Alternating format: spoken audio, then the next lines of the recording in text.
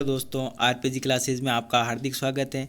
आज हम एक और टॉपिक लोकोक्ति पर चर्चा करेंगे। लोकोक्ति और मुहावरे आपके एग्ज़ाम की दृष्टि से इम्पोर्टेंट है, क्योंकि इनमें से 4 से 5 प्रश्न हैं जो आपके एग्ज़ाम में पूछे जाते हैं।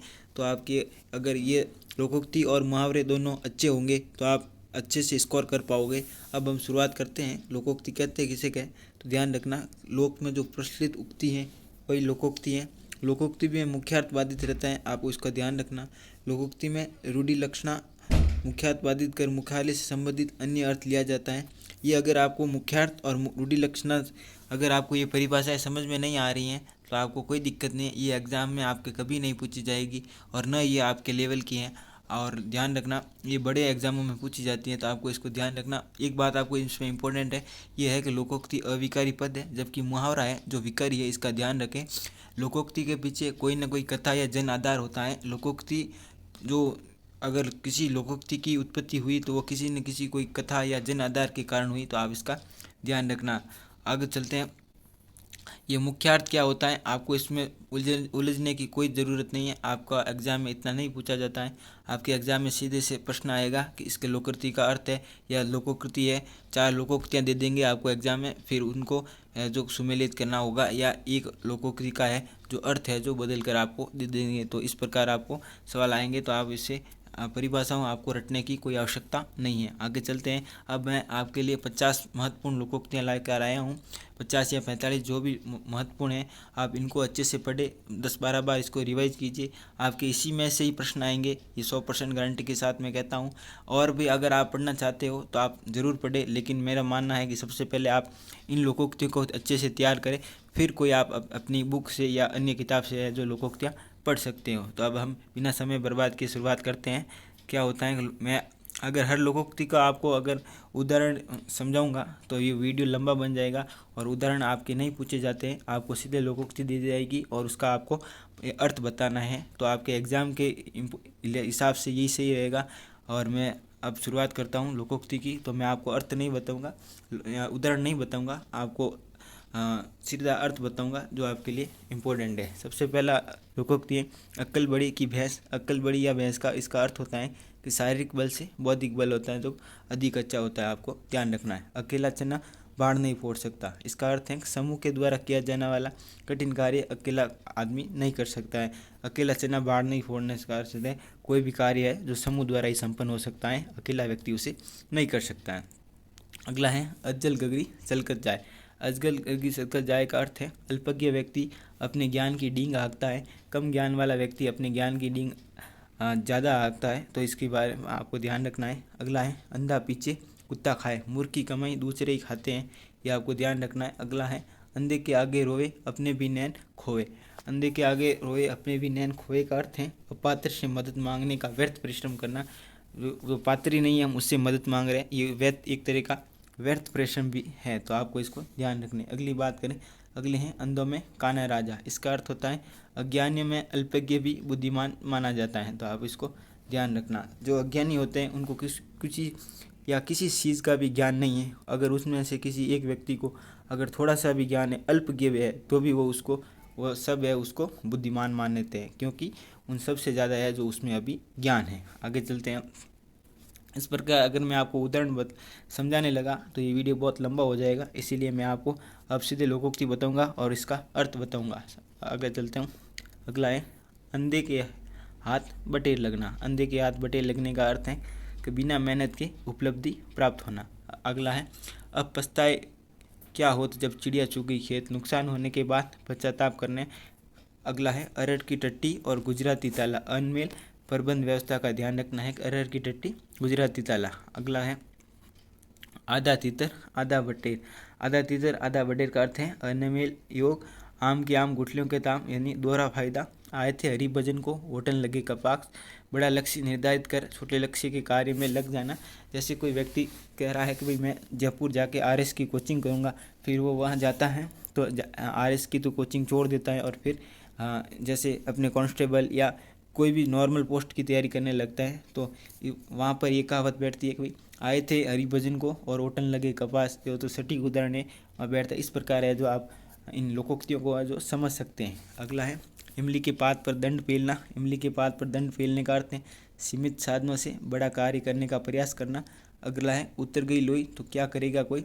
बेशर्म आदमी पर कोई प्रभाव नहीं डाल सकता, आप ध्यान रखना है। अगला है ऊँट के मुंह में जीरा। ऊँट के मुंह में जीरा का आवश्यक अर्थ होता है आवश्यकता की तुलना बहुत कम पूर्ति, आवश्यकता की तुलना में बहुत ही कम पूर्ति। आवश्यकता बहुत ज़्यादा होती है वस्तु की और जो मांग जो पूर्ति होती है वो बहुत कम होती है, तो इसलिए इसको कहते हैं ऊँट के मुंह में जीरा। अगला है एक अनार 100 बीमार। एक अनार 100 बीमार का अर्थ है वस्तु की पूर्ति की तुलना में मांग अधिक होती है। ये दोनों इंपॉर्टेंट है। आपको एग्जामिनर क्या करेगा, इस प्रकार प्रश्न आएगा आपके ऊँट के मुंह में जीरा, इसका अर्थ होता है कि वस्तु की पूर्ति की तुलना में मांग अधिक। अब ये इसको मिसमैच किया तो आप वहाँ आप उलझ जाएंगे और फिर जो आप अपना प्रश्न है जो गलत करेंगे। तो आप इसको ध्यान रखना है कि एक अनार 100 बीमार का अर्थ होता है कि वस्तु की पूर्ति की तुलना में मांग अधिक, जबकि ऊँट के मुंह में जीरे का अर्थ होता है कि आवश्यकता की तुलना में बहुत कम पूर्ति। आपको सिर्फ मिसमैच करके देगा और वहाँ आप एग्जाम प्रेशर की वजह से और रिवीजन की कमी की होने से आप यहाँ जो गलत कर दोगे। आगे चलते हैं। अगला है एक तो करेला और दूसरा नीम चढ़ा। एक तो करेला और दूसरा नीम चढ़े का अर्थ है एक साथ दो दोस्त। अगला चलता हूँ। काजी जी दुबले क्यों, शहर का अंदेश है, दूसरों के कष्ट से चिंतित रहना। अगला है कामाई कहा कपूर चुगाए स्वाना नाय गंग। दुर्जन की प्रकृति खूब प्रयत्न करते पर भी नहीं बदलती है। काबुल में क्या गधे नहीं होते। इस श्लोक का अर्थ है अपवाद सभी जगह होते हैं, कहीं ना कहीं जगह अपवाद आपको मिल जाएंगे। अगला है खिसियानी बिल्ली खंबा नोचे। इसका अर्थ है असफलता से लज्जित होकर क्रोध करना। अगला है खुदा पाड़ निकली सुइया। खुदा पाड़ निकली सुइया का अर्थ है अधिक परिश्रम पर लाभ कम। परिश्रम अधिक किया लेकिन उसकी तुलना में लाभ कम हुआ, तो लोकोक्ति है कि खुदा पाड़ और निकली सुइया। अगला है 23 नंबर है 9 दिन चले 2.5 कोस। 9 दिन चले 2.5 कोस का अर्थ है बहुत सुस्ती से काम करना। घर का जोगी जोगना, आन गाँव का सिद्ध। इसका अर्थ है परिचितों की अपेक्षा दूर के अपरिचितों को महत्व देना। परिचितों को कम महत्व देना और दूर के अपरिचितों को है जो अधिक महत्व देना। अगला है घर में नहीं दाने बुढ़िया चली बुनाने। इसका अर्थ है झूठा प्रदर्शन है जो झूठा दिखावा करना। अगला 26 नंबर है ससुंदर के सर में समेली का तेल। इसका अर्थ है अयोग्य व्यक्ति द्वारा स्त्रीय वस्तु का उपयोग किया जाता है। ढाक के वही 3 पास सदैव एक सी स्थिति बनी रहती है। इसी प्रकार अगला है तबेली की बला बंदर के सिर पर किसी एक पर सबका दोष मर देता है, तो आपको इसको ध्यान रखना है। अगला चलते हैं आगे हैं थोता चना बाजे गना। इसका अर्थ है अक्रमण्य बात अधिक करता है। नमाज छोड़ने गए रोजे गले पड़ गए। एक छोटी समस्या में मुक्ति करने के चक्कर में बड़ी समस्या में आना। अगला है नो नॉर्मल तेल होगा न राधा नाचेगी। किसी कार्य को करने की अव्यवहारिक शर्त ऐसी शर्त होगी जो उस कार्य को कर भी नहीं सकती, वो शर्त पूरी हो ही नहीं सकती तो राधा नाचेगी नहीं। तो इस प्रकार है कि अव्यवहारिक शर्त की बात की गई। अगला है नीम हकीम खतरे जान। नीम हकीम खतरे जान का अर्थ होता है अज्ञानी एवं अनुभवहीन व्यक्ति खतरनाक होता है। या तो अनुभवहीन या अज्ञानी दोनों व्यक्ति हैं जो खतरनाक होते हैं। अगला है बंदर क्या जाने अदरक का स्वाद। इसका अर्थ होता है कि मूर्ख किसी अच्छी वस्तु की कदर नहीं कर सकता। अगला है बिल्ली के भाग से सिक्का टूटा, बिना प्रयास किए किसी अयोग्य व्यक्ति को फल प्राप्त हो जाना। आगे चलते हैं भेड़ की लात घुटनों तक। भेड़ की लात घुटनों तक का अर्थ होता है कमजोर आदमी किसी का अधिक नुकसान नहीं कर सकता है। सज पके सो मीठा होए। इसका अर्थ है समुचित समय लेकर किया गया कार्य अच्छा होता है।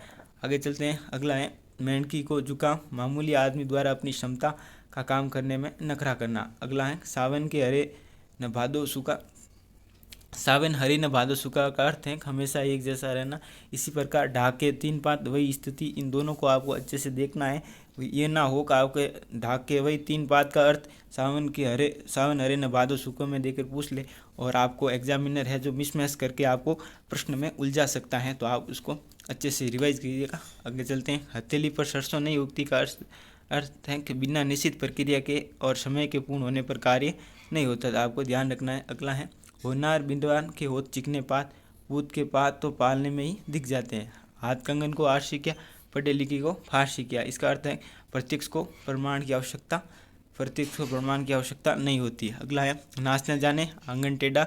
इसका अर्थ है अपनी योग्यता के लिए साधनों को दोष देना। गंगा का आना हुआ और भागीरथ को जस। काम तो होना ही था, यश किसी को मिलना, यानी काम तो वो होने ही वाला था और यश है जो उसको करने वाले को मिल गया था, आपको ध्यान रखना। अगला है खग जाने खग की भाषा। सब अपने अपने संपर्क के लोगों का हाल समझते हैं। अगला है अगला और अंतिम लोकोक्ति है, कानी के ब्याह में कौतुक ही कौतुक, किसी दो से युक्त होने पर कठिनाइयाँ आती रहती हैं। तो आपको इसका अच्छे से समझ में आ गया होगा। तो मैंने आज आपको ये जो 45-50 लोकोक्तियाँ करवाई हैं, ये आपके एग्ज़ाम की दृष्टि से महत्वपूर्ण है। और अगर आपको ये वीडियो अच्छा लगा हो तो आप चैनल को सब्सक्राइब कीजिए और अपने दोस्तों के साथ शेयर कीजिए, लाइक कीजिए और कमेंट करके हमें बताइए। और अगर आप इस वीडियो की PDF लेना चाहते हो तो आप हमारे टेलीग्राम चैनल RPG क्लासेस पर जुड़ सकते हो, जिस पर मैं आपको ये PDF उपलब्ध करवा दूंगा। और इसकी जो RPG क्लासेस की जो लिंक है वह इस वीडियो के डिस्क्रिप्शन में मिल जाएंगी। तब तक के और फिर हम आगे एक नई वीडियो के साथ मिलेंगे। तब तक के लिए धन्यवाद। और आप अच्छे से तैयारी कीजिए, अच्छे से रिवाइज कीजिए। तब तक के लिए धन्यवाद।